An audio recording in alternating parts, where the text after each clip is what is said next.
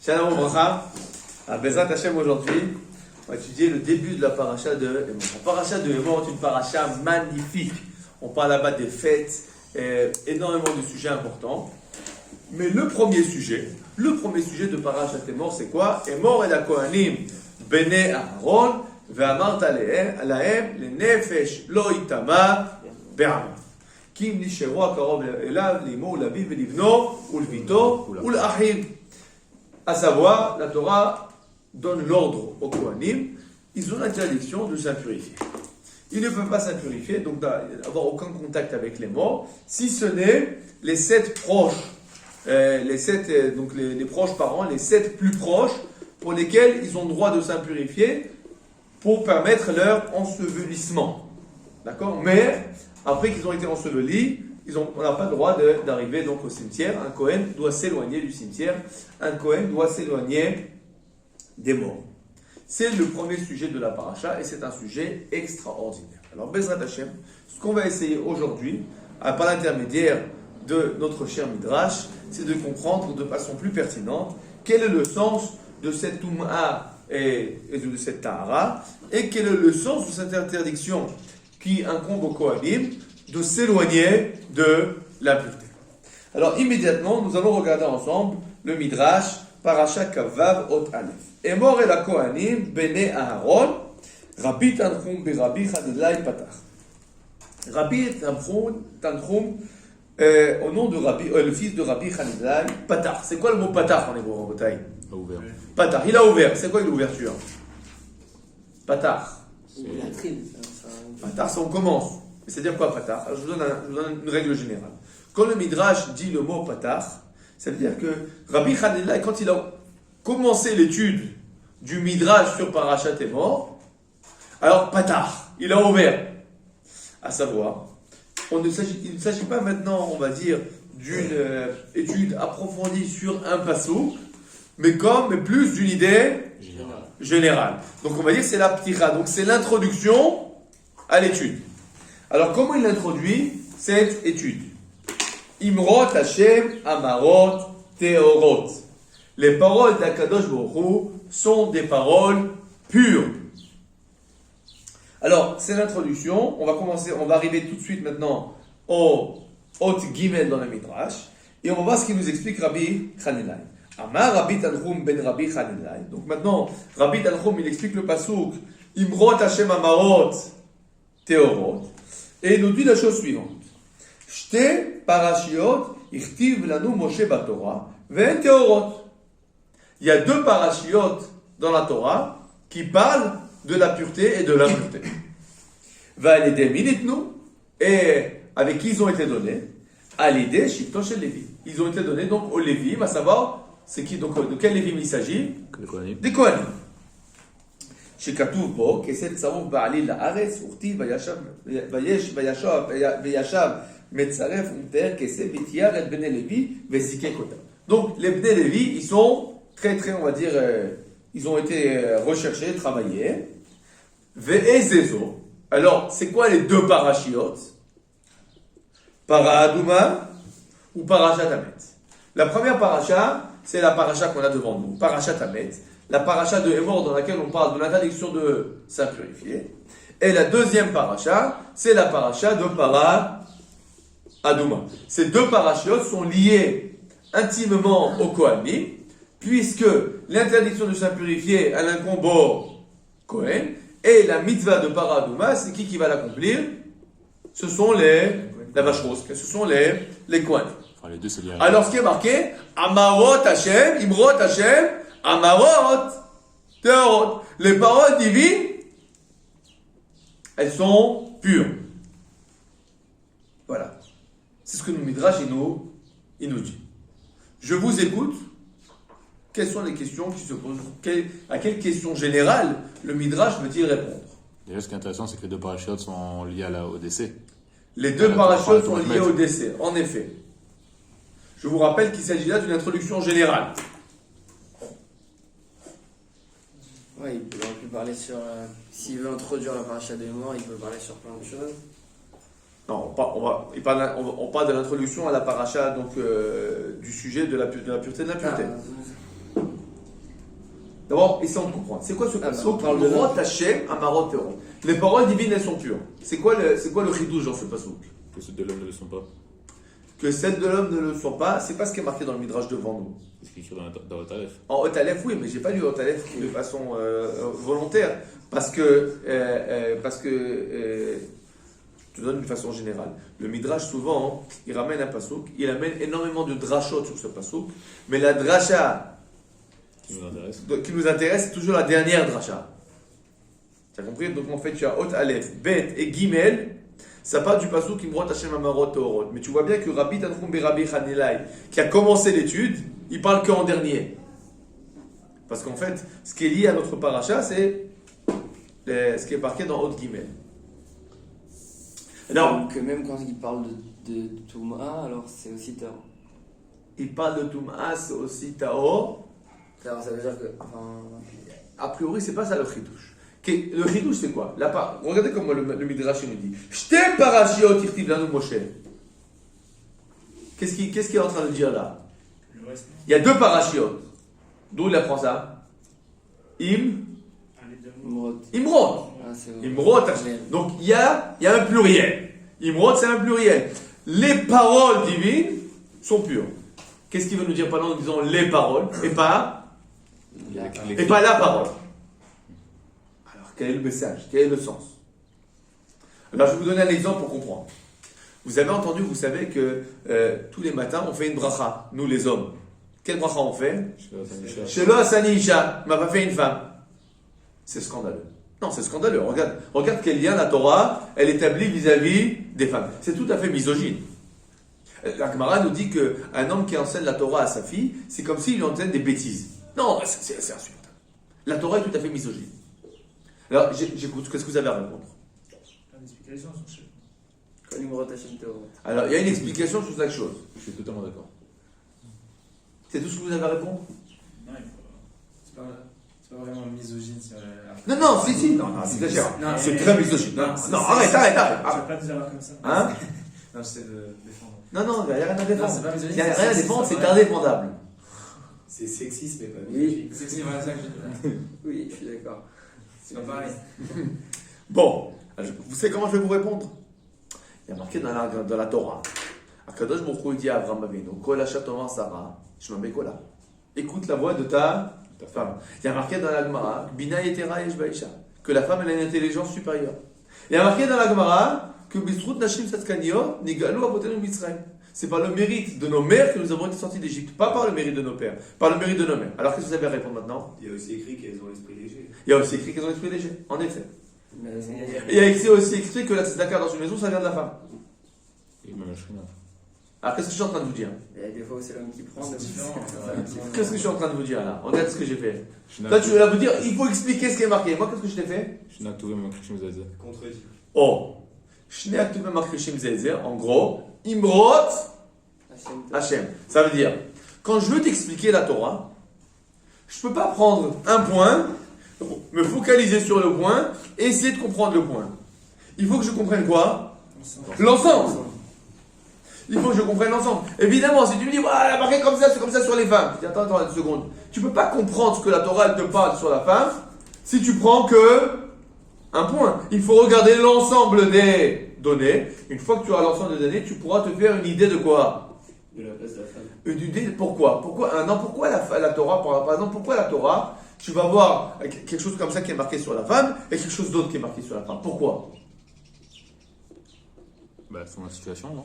Parce qu'il y a quelque chose de plus, c'est complexe. C'est pas une femme comme un homme, d'accord? C'est pas monobloc.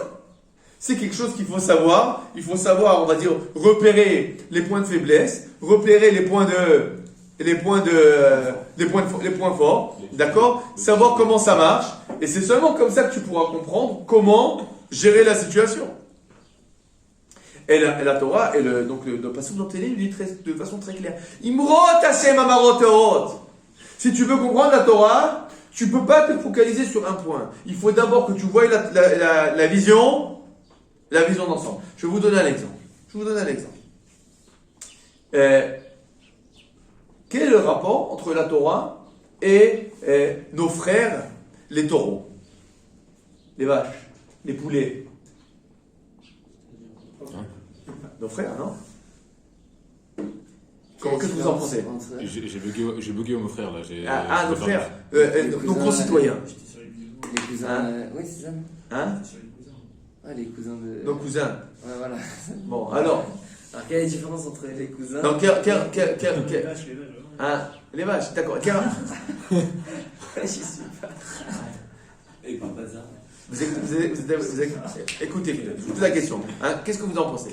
Qu'est-ce que vous en pensez? Quelle est la vision de la Torah sur le lien avec les animaux? Il y a une notion de respect, on voit. Bah, c'est très clair, on les mange. Non, On les mange. Ah, il y a plein de. donc, Prod sur Tsarbalais. on les mange. Non, d'accord, c'est vrai qu'on les mange. De l'autre côté, qu'est-ce qui est marqué? Garrigan, c'est pas. Quand tu fais une shrita, donc quand tu vas égorger une bête, qu'est-ce que tu dois faire? Tu dois faire le morceau aussi. Tu dois couvrir le sang. Pourquoi il faut couvrir le sang? Par respect. Honte à toi. Honte à toi que tu manges de la viande. Et après, qu'est-ce qui est marqué? Tu n'as pas le droit de manger les graisses. Pourquoi on n'a pas le droit de manger les graisses? Ah, oui, très bien. Pourquoi on n'a pas le droit de manger les graisses? Alors Rav Kook, il dit, quoi? Tu manges pour manger la graisse. Au moins, bon, tu dois survivre, alors tu manges, d'accord, mais pas manger la graisse. Bon, ensuite, tu dois pas manger le lait et la viande. Pourquoi pas? Ah, ça rigole, c'est pas ton livre, c'est- Quoi? Tu c'est vas. fait envers la Arrête. mère. Tu es, on va dire ce qu'on a dit, c'est Ratsarta avec Amirashta. Il t'a tué, tu as hérité. Tu tues la mère, et après tu prends le lait qui était dirigé au veau. Et tu prends et le veau et le lait. Ah non. Il y a des limites, quoi. C'est-à-dire que tu veux manger, on comprend, mais Pas ensemble. il y a des limites, pas ensemble. Là, tu seras de Botogat Beno, gars. Alors, tu as le droit de tuer un animal et son petit en même temps, le même jour. etc. Alors, qu'est-ce que je suis en train de vous montrer là?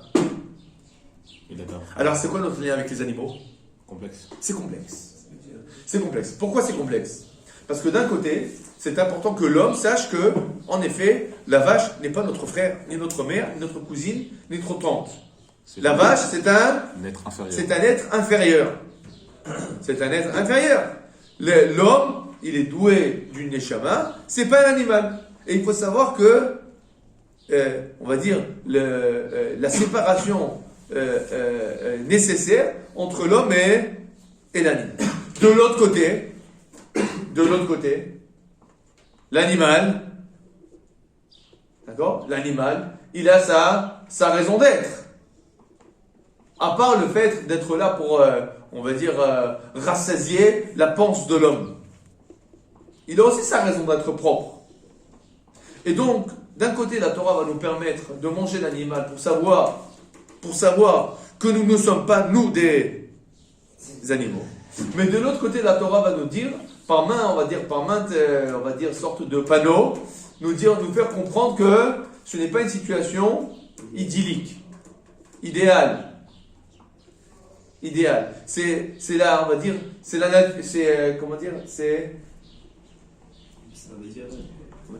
humaine, comment on dit ça?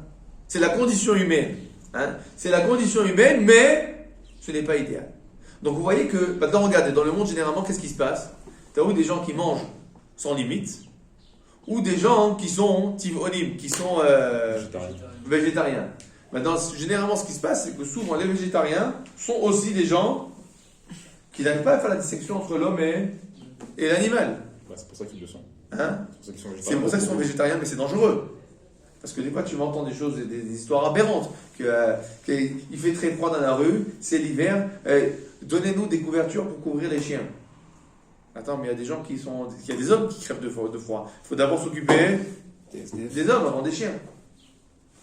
Si tu t'occupais de tous les hommes et que tous les hommes sont rangés, il n'y a pas de femme t'occuper des chiens. Mais d'abord les hommes. Et des fois, on perd cet ordre de priorité. Alors la Torah, pour nous éduquer à la complexité, ça va souvent marcher comme ça, qu'il va y avoir plusieurs ordres qui vont travailler ensemble. Vous voulez un autre exemple? Un autre exemple. Le lien à l'Avodazara. L'Avodazara, comme on le sait, c'est un yetzer, c'est un penchant. D'accord? C'est un penchant de quoi? Un penchant d'épanchement. D'accord? C'est le penchant qui dit en fait que je veux me pencher vers la divinité. Cet épanchement vers la divinité, il est positif ou il est négatif? Il est neutre. Il est à diriger. Alors, par exemple, il y a plein de halakhot qui vont t'éloigner de la Avodah Zara. Fais pas des tatouages, enlève pas les péotes. Et de l'autre côté, le Rambam il dit que toute la construction du temple, c'est contre quoi? C'est pour donner la place à cette volonté d'une certaine de servir Hachem de façon palpable. Il dit pareil pour les corbans. Donc tu vois bien qu'en fait, qu'est-ce qui se passe? Le temple, c'est quand même. Hein? Donc qu'est-ce qui se passe en fait? Encore une fois, tu veux comprendre le temple, tu ne peux pas comprendre le temple sans comprendre les interdictions de Avodah Zara. Et en fait, la Torah, en fait, avec souvent des interdictions différentes, elle va nous créer tout un ensemble, on va dire, de... je ne sais pas comment dire en français. En hébreu, on appelle ça izunim ou blamim. Donc des équilibres et des freins. Je ne sais pas comment on dit ça je ne sais pas quelle expression il y a qui correspond en français. Juste milieu, peut-être. Hein? Juste milieu, peut-être. C'est pas exactement un juste milieu, c'est C'est un bon équilibre, quoi. c'est un équilibre, voilà, pour créer un certain équilibre.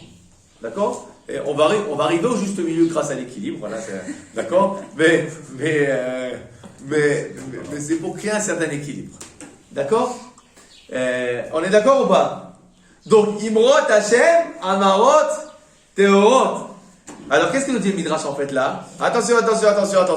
Si tu veux comprendre notre paracha, qu'est-ce que tu dois faire? Ah, il faut regarder où c'est qu'on parle encore de Touma Betara. Et où c'est qu'on parle encore dans Para Aduma. Bon, alors quel rapport? Qu'est-ce que le Midrash veut nous dire là? D'accord? C'était quoi? Pourquoi c'est important de nous dire qu'il y a encore une autre paracha? Baruch ata Adonai Eloheinu melech haolam shakol yavido.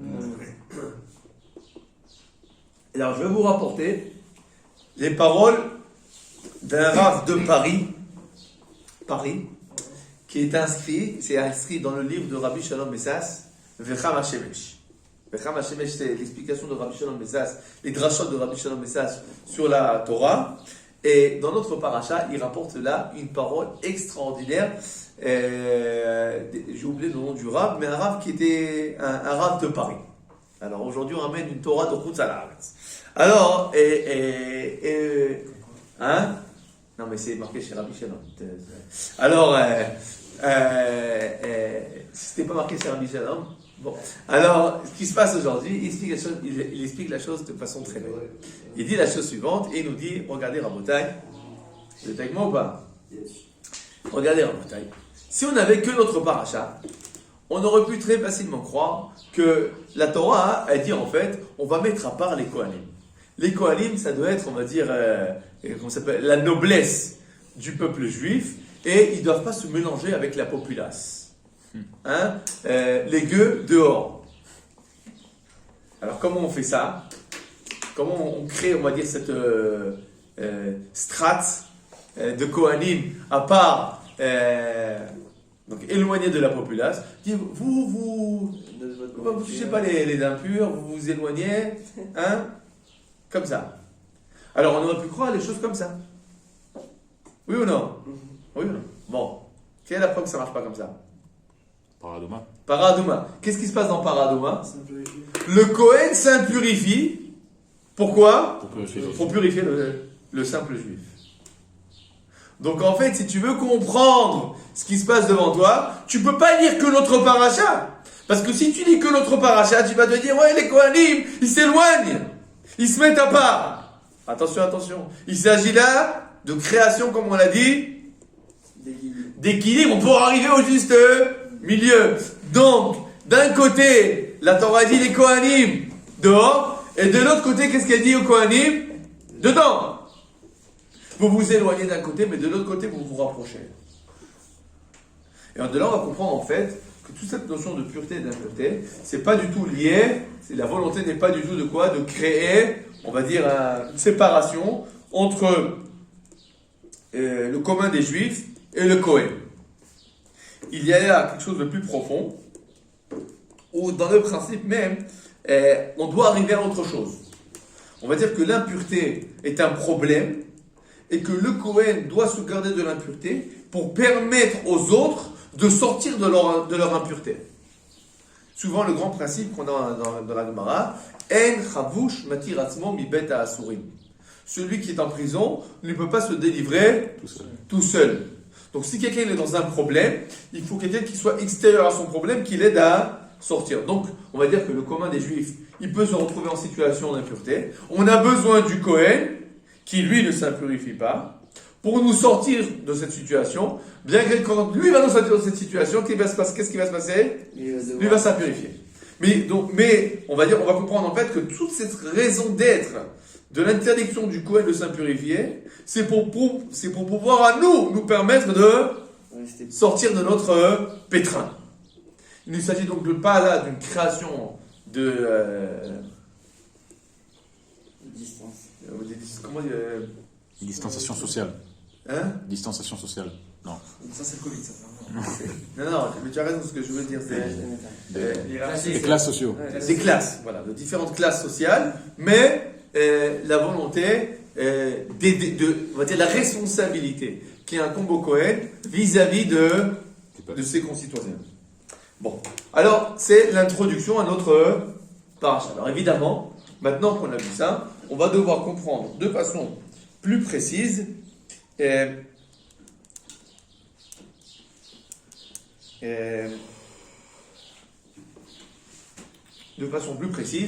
est le sens de cette Touma et Tahara. Donc c'est quoi le sens de la Touma et Tahara? Que finalement, le Kohen il doit s'en éloigner pour pouvoir permettre au Israël de vivre cette Touma et Tahara de façon correcte. Alors avant ça, on va encore regarder un autre Midrash qui va nous faire comprendre que la Touma et Tahara, c'est pas ce qu'on pense.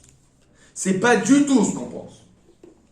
Nous, on est habitué à voir la Touma et Tahara, d'accord, au jour le jour, on va dire, comme quelque chose, on va dire, d'assez second. Hein. C'est un détail du judaïsme. Et on va voir là qu'il ne s'agit pas d'un détail.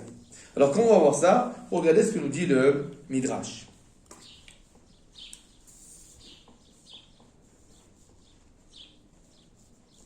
Vayomer Hashem Hot Dalet. Vous êtes dans vos Hot Dalet?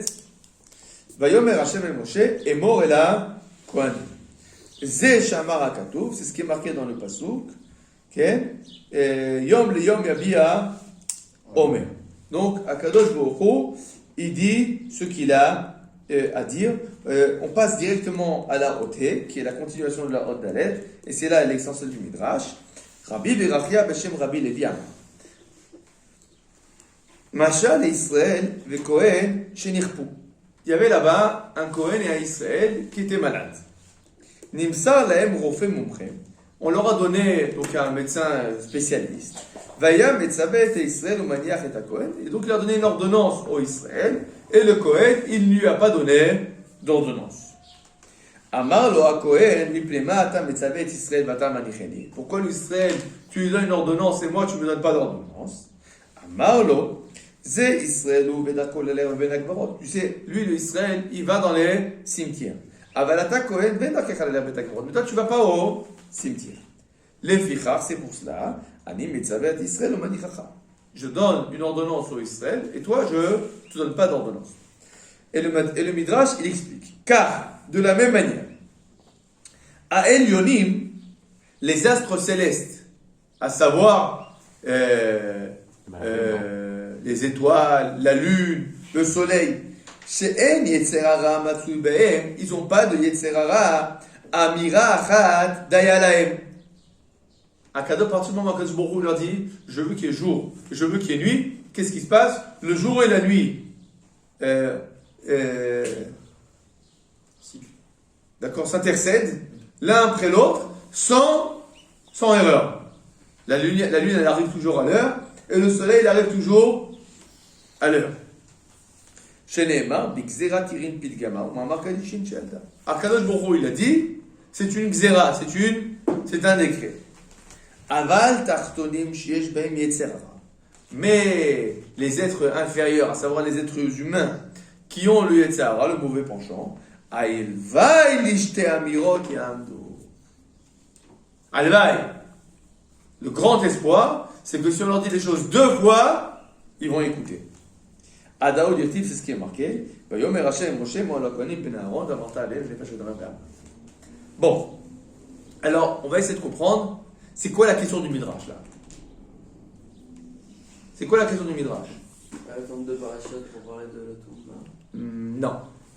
Non, c'est bien tenté, mais c'est pas ce qui est marqué dans le Midrash apparemment. Parce qu'il y a marqué là, il y a deux amirotes. Ah, deux amirotes, c'est deux sens différents. Il y a deux amirotes. Où sont les deux amirotes? La Kohanim Ben Aaron. Emo et la Kohanim Bene Aaron. Ve'amarta Alem. Les nefesh de Ve'amar. Vous avez compris? Dis aux Kohanim et tu leur diras. Voilà, une seconde. Dis-leur, c'est tout. Emo et la Kohanim Bene Aaron. Les nefesh de Ve'amar. Dis aux Kohanim de ne pas s'impurifier. Non. Comment c'est marqué dans le Passouk? Emo et la Kohanim Bene Aaron. Dis aux enfants de Aaron. Ve'amarta Alem et tu leur diras. Les nefesh de Ve'amar. C'est quoi? Pourquoi deux fois?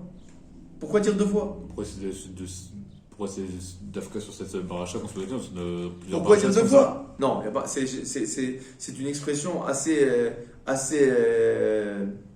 rare. Et mort vers Martha. Ah, d'Afka c'est deux mots? Non, qu'on dise deux fois. Dis-leur et dis-leur.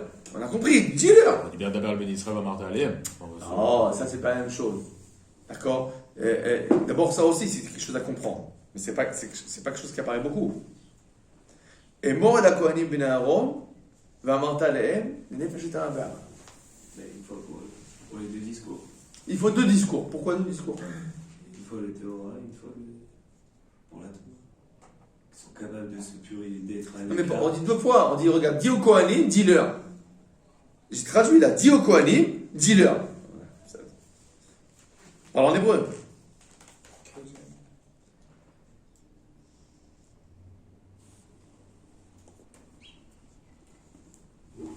Qu'est-ce que ça veut dire est mort en hébreu?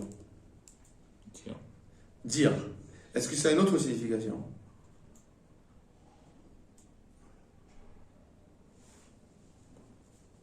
Je vous ai collé, hein? Je vais vous donner un exemple. Quand c'est marqué dans le Pirkei Avot, Hu Aya Omer, qu'est-ce que ça veut dire? Hu Aya Omer. C'était sa devise. C'était sa devise. Donc, qu'est-ce que ça veut dire le mot en hébreu, les morts? Dire. Il y a deux significations au mot dire. La première signification au mot dire, si je te dis quelque chose pour te transmettre un. Message. Non. Pour te transmettre un ordre. Je te donne un torrent, je te donne Une information. une information. Et tiens, l'autre, le mot dire, j'ai à te dire quelque chose. Quand je dis j'ai à te dire quelque chose, de quoi il s'agit? Je veux te transmettre un message qui va te changer ta vie. Hein?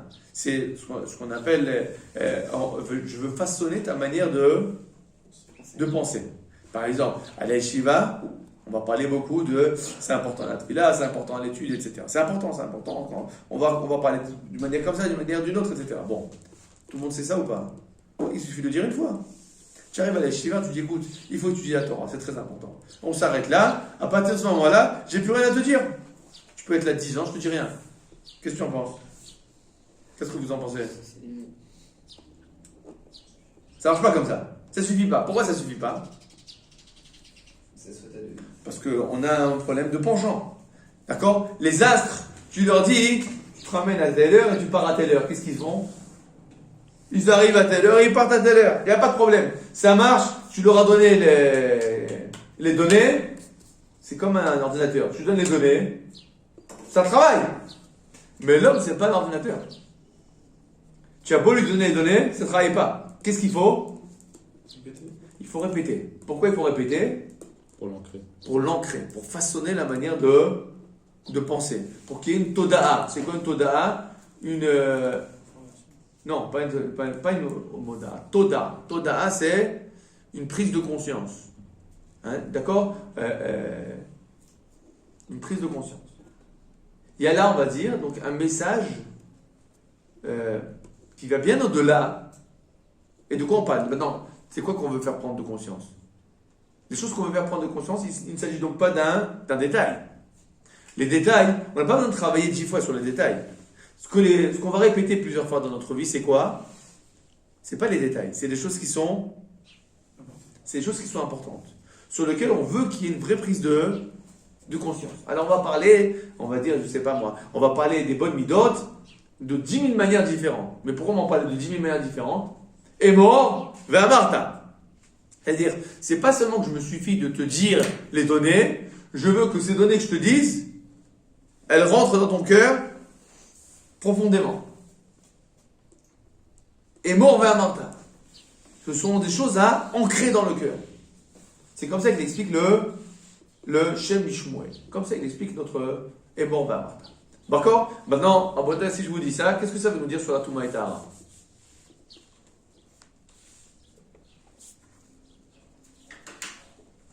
Qu'est-ce que ça veut dire sur la Touma et Tahara? S'il y a marqué sur l'interdiction de s'impurifier, est mort, vers Martha. C'est plus qu'un petit détail, quoi. Ça veut nous dire qu'il ne s'agit pas là d'un détail.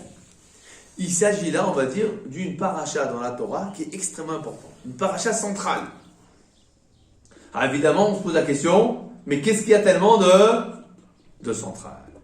Et c'est là, Bezat Hashem, ça va être l'objet de notre étude maintenant. Davar Achim, Odvav dans le Midrash.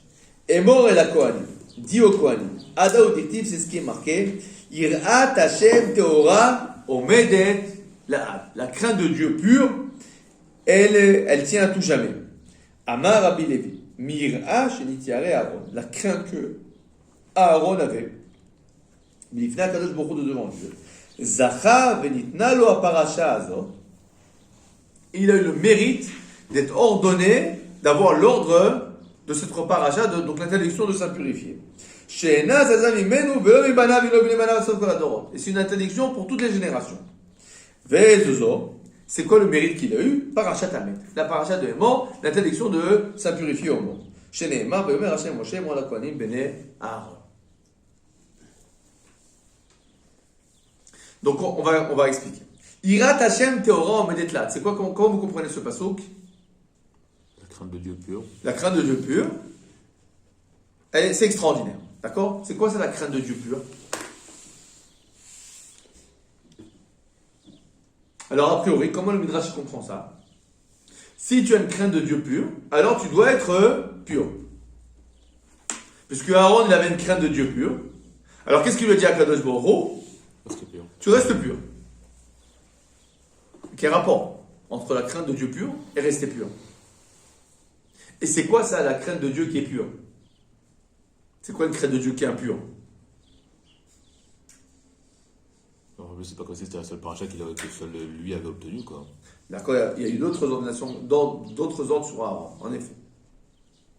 Bon, alors pour essayer de comprendre ça, c'est là, on va dire, la clé de la compréhension de toute notre paracha. Je vais vous poser la question, qu'est-ce qui se passe quand on vient en contact avec un mort? On devient pur. On pleure. D'accord. Quoi encore? On devient. On devient impur. Oui, mais on pleure, c'est vrai aussi. C'est vrai aussi. Quoi encore? Une malaisance, on se remet en question. Un malaisance. On se Ça remet. réfléchir à la vie. Ça nous fait réfléchir à la vie. On comprend qu'on n'est pas immortel. On comprend qu'on n'est pas immortel. Très bien. Non, continuez, vous avez raison. Tout ce que vous dites, c'est vrai. Je vais essayer qu'on comprenne. Je veux qu'on essaie de comprendre qu'est-ce qui se passe quand on est en contact avec un mort. On se remet en question, on remet nos On priorités. se recueille, on se remet en question. On revoit nos priorités. On revoit nos priorités. En effet, tout ça, excellent. On revoit nos priorités. Qu'est-ce qui se passe aussi à part tout ça au point de vue, au point de vue richi, au point de vue sentimental? Ah, on est très mal. On a mal. On est en deuil. On est en deuil. Quoi encore? Ah, On a envie de servir Dieu. Non, on s'arrête un peu de tout là. on se met en On pause. s'arrête de tout, mais On se remet en cause souvent. Donc souvent, Oui, qu'est-ce non. qui se passe quand Oui, on se mais remet en c'est- cause? Qu'est-ce qui se passe? On met tout en pause. On Non, on revient. revient. Il y a beaucoup de gens que quand ils sont en deuil, qu'est-ce qui se passe? Franchement. Vas-y Kaddish, vas-y Tchouva, vas-y tout ça. Pourquoi? Pourquoi? Qu'est-ce qui se passe? c'est une prise de conscience. Il y a une prise de conscience, d'accord, on est d'accord. Mais cette prise de conscience, elle est de quelle nature? De façon générale. Vu qu'il n'y a plus d'Yetzera. Il n'y a plus d'être. Non, le mort, il est mort. On ne parle pas de ceux qui sont vivants. C'est-à-dire que le monde autour, il a envie de l'élever à lui. Ah, tu dis pour élever le mort. D'accord. Il se souvient où il finit, où il va s'y finir. Voilà. Et tu dis, bon, écoute, à la fin, on va manger les Même pissenlits à la oui, racine. moins de Hein? Yetzera, vu qu'on- On va se faire manger par les vers. Hein? Nous, on va manger les pissenlits à la racine et on va se faire manger par les vers. C'est pas sympa.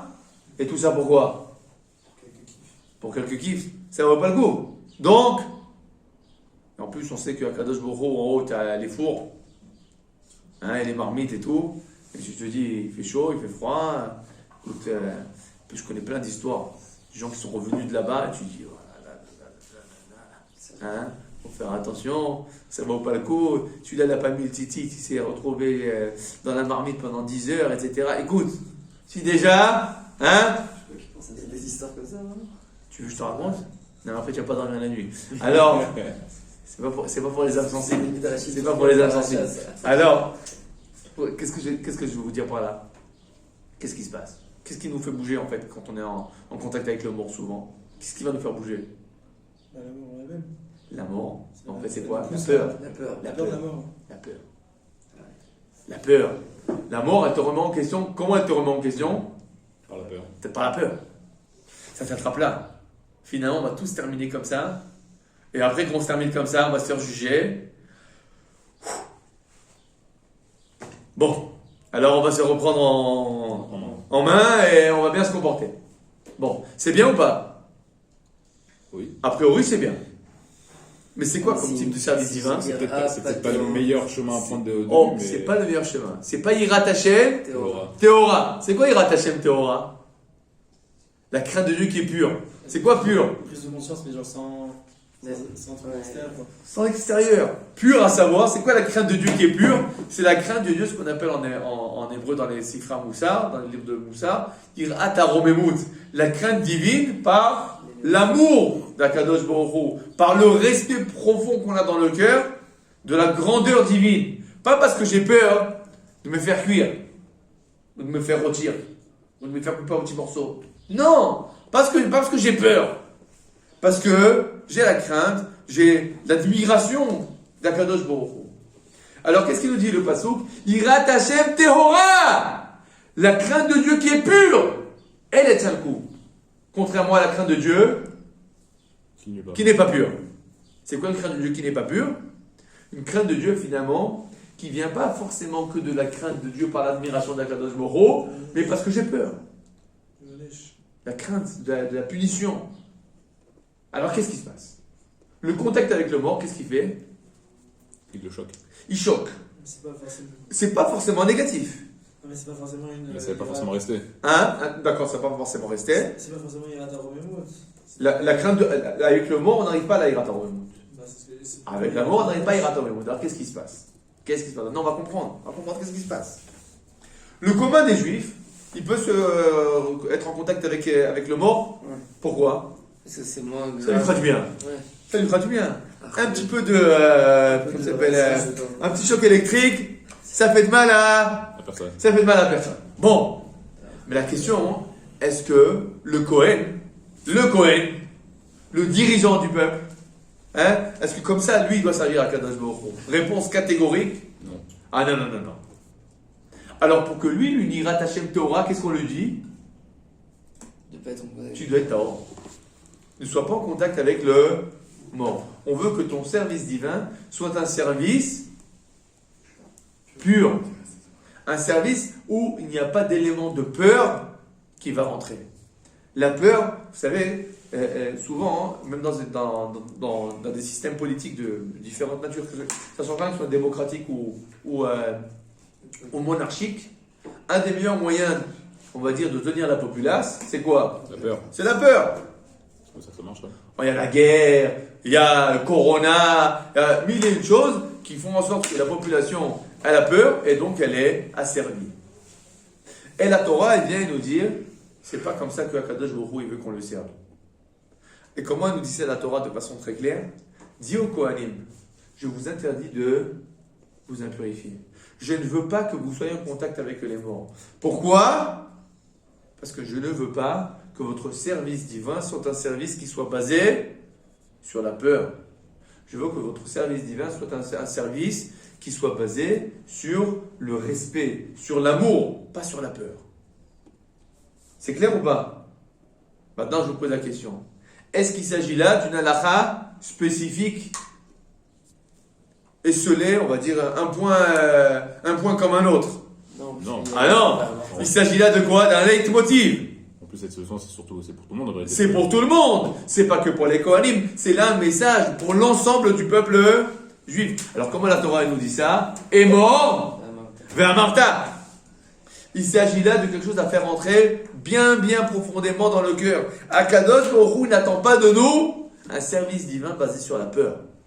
Il attend de nous un service divin qui est basé sur l'amour. Et comment il nous fait passer le message que le service divin va être basé sur l'amour? Les Kohanim, eux, ils ne doivent pas s'impurifier. Alors maintenant, finalement, le juif qui, lui, il a dû s'impurifier parce que, à la fin des comptes, il va bien falloir enterrer les morts. Alors le juif, il s'est impurifié. Et qu'est-ce qui s'est passé une fois qu'il s'est impurifié? Bon, il a quand même eu ce coup de choc de la mort, la peur. Qui c'est qui va sortir de là? Le Kohen. Le Kohen qui, lui, ne sait pas t'impurifier. Il va lui jeter dessus la paradouma et en fait, il va lui dire, écoute, le service divin, ce que tu as vu, c'est-à-dire, d'accord, ça t'a choqué, etc. Mais sache-le, c'est pas quelqu'un de beaucoup, il attend de nous qu'on le sème avec la peur. Et la preuve par neuf, c'est qui? C'est moi. C'est moi, le Kohen, qui, moi, j'ai l'interdiction de m'impurifier. Parce que pour rentrer au sein des saints, pour rentrer au Beth Amikdash, il faut être pur, à savoir, il faut venir avec cet amour d'Akadosh Baruch Hu qui n'a pas été conditionné par des éléments de peur. Alors, c'est vrai que souvent, on va retrouver des gens qui vont faire tchouva parce qu'ils ont été choqués par tel ou tel événement, hein, ou parce qu'ils ont entendu une conférence qui leur a fait très très peur. Hein. Mais il faut savoir que ça ne tient pas le coup. Ira Hashem Teora Omedet Laad. Ce qui tient à long terme, c'est quoi? C'est l'amour. Alors, la peur, elle a sa place aussi. C'est pas qu'elle n'a pas sa place. Oui, il faut les deux, c'est ce qu'on a dit. D'accord? C'est pas que la peur n'a pas sa place, mais la peur, il faut savoir que ça ne tient pas le coup à long terme. Et la Torah nous dit, c'est pas comme ça que je veux que vous me serviez. Et la preuve, ce sont les Kohanim. Donc cette paracha de la Tahara et de la Touma. C'est vrai qu'au jour d'aujourd'hui, c'est quelque chose qu'on va dire qui est assez second dans notre vie de jour le jour. Mais comme on le voit en fait, il s'agit là d'un événement, il s'agit là de quelque chose de très fondamental dans la vision du judaïsme, d'accord, contrairement à d'autres visions du monde. Baruch Adonai Leolam, Amen et Amen.